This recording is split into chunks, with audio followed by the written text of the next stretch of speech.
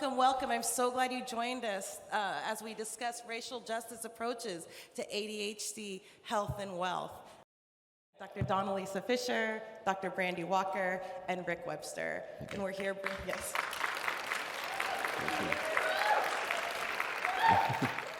All right, so we're talking about ADHD, health, education, and wealth. And we're talking about a racial or social justice approach.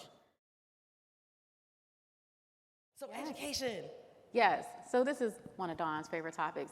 Also one of mine. I got a story, but you want to get into the topic first, or I can give you all my story, whatever you want. Okay, we'll talk about my story just a little bit. Hear your story. Yeah. All right, so back in the day, I'm just playing, that's not my story.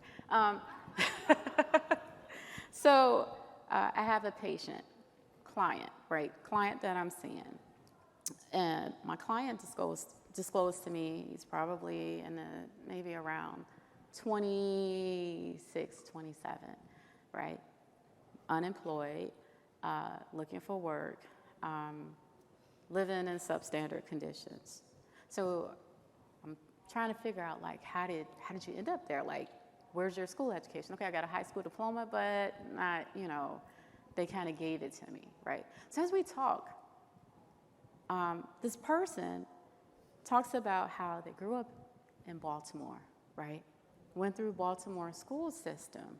And when they were in grammar school, straight A's, 4.0, right? 4.0 GPA. From grammar school, they go into middle school, right? Middle school and grammar school, they have some of the advanced classes. Middle school, same thing, right? All of these advanced AP classes. But in this middle school, 80% black, 20% white, and the 20% that's white are all in the AP classes. So what does that mean? That means the 80% that are black are not. And so while he's in regular classes, he's with his friends and everything, it's not too bad, right? And so he's applying himself as needed. But he has this high intellectual level, right? And so at some point they say, okay, we probably should put you in some AP classes because you really are overachieving, right?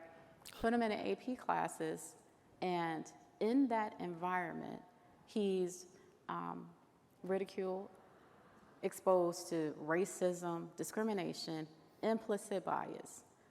And it's only him and two other black people. And what this student recognizes is like, hey, some of these people don't belong in here. Like I know people in my regular classes that are way smarter than them. They're in this space and they're protected and they have this privilege. And at the same time, not just them, but my teachers are treating me differently. So what happens? The student starts going to class, but now he puts his head down, he doesn't speak up, doesn't get involved, will fight if he needs to, because he's always been taught to stand up for himself. And then the other two black people that are in this class, he may speak up for them because they're getting it too. So he may intercede on their behalf when he sees that they're being shamed or ridiculed, but otherwise, head down until he decides to stop coming to school. And so high school, doesn't even apply himself, stops going. But they pass him anyway. Now, how successful is that individual going to be? These experiences that our students have in these classroom environments are absolutely critical. And when you take a classroom environment that is not respectful or appreciative, or a teacher who doesn't see you and your worth, when you start experiencing these negative experiences, it feels traumatic, and it changes your mindset about even applying yourself.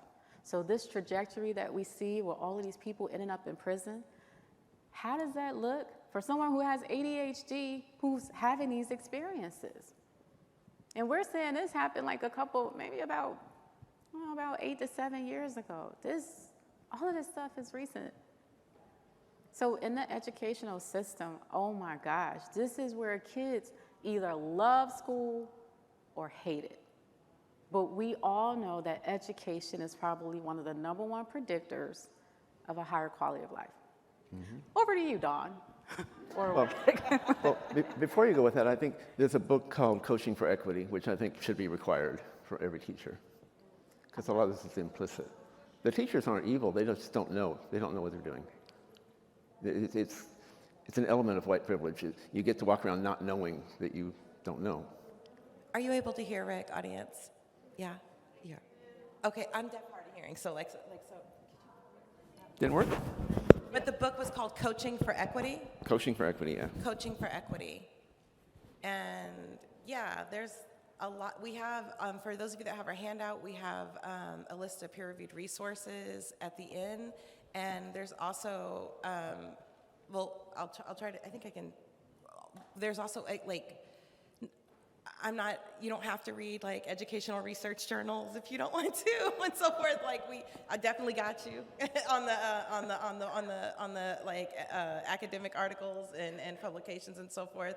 And there's also a number of books that outline this in accessible terms, and audiobooks and so forth, so that people can get access to the information that they need. At this point, I wanted to shout out Dr. Zoe Smith, who just won an award at this conference, whose research, I see you, Zoe, who's doing, I think I do. Let me not. And yeah, I just think it's important for us to keep learning and doing this together. I know we need to switch on to our last, in our hot topic that gets to wealth and inheritance and so forth. Yeah. But it's important to understand that if out the gate, or from the beginning, healthcare is not only not always an option, and when it is, it costs and takes a lot of persistence and advocacy. Then we talk about education, in which many people are excluded, traumatized, whether they know it or not, and sent messages that they don't belong, that somewhere else is the place for them. Yet, what a mixed message from society, because you're truant if you don't go to school.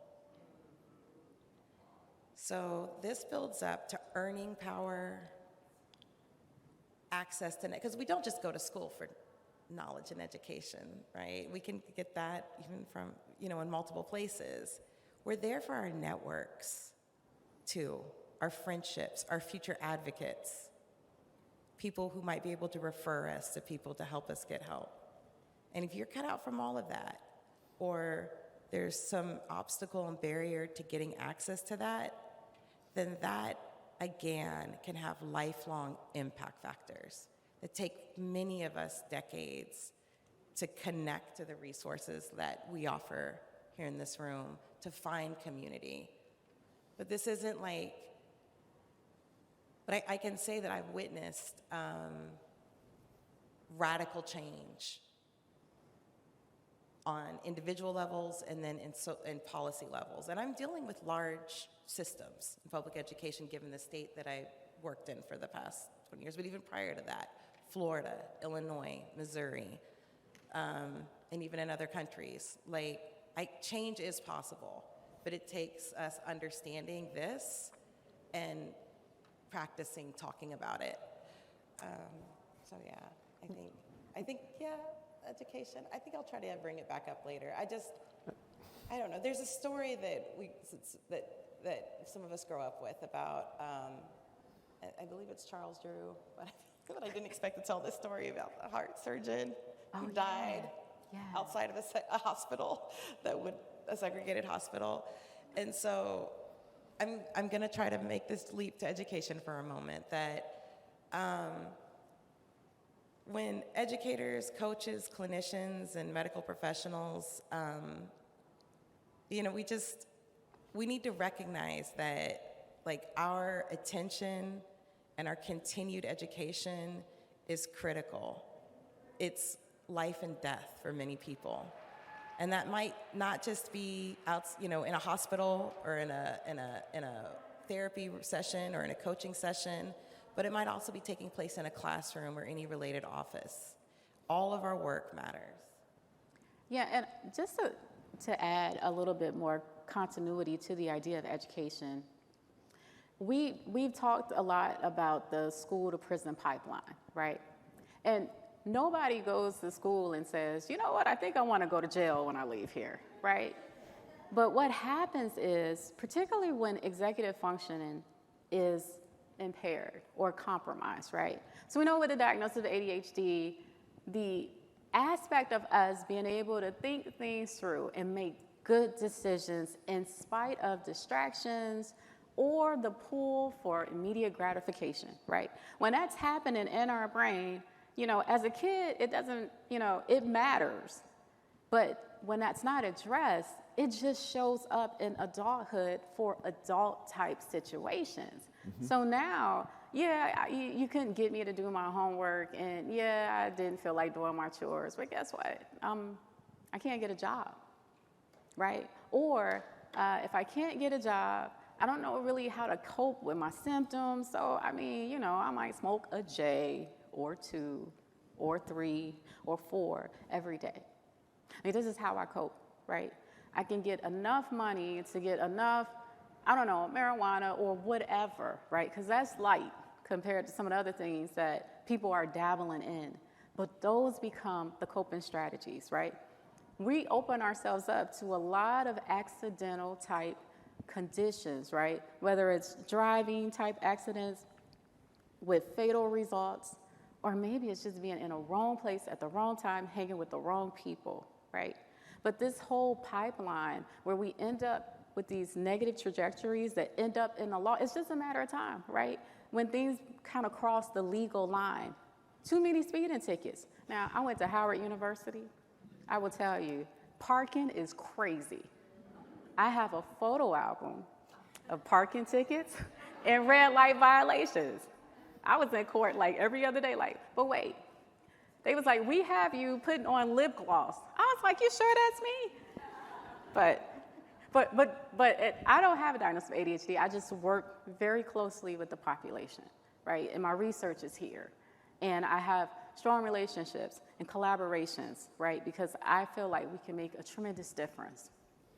But in my work, what I see is that even in the military population, it's this trajectory if we're not intentional, right? And getting the resources and the connections that we need. And so for the individual who is dealing with, these challenges in an education environment as a youngster, we got to get them the resources they need. If we can get them 504 plans and IEPs that absolutely are executed by school systems, right?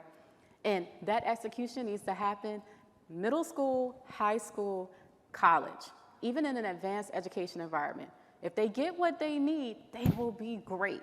If they don't get what they need, they lose traction and look for other ways to cope. And if it's not in a healthy way, it's still going to be coping in a way that works for me.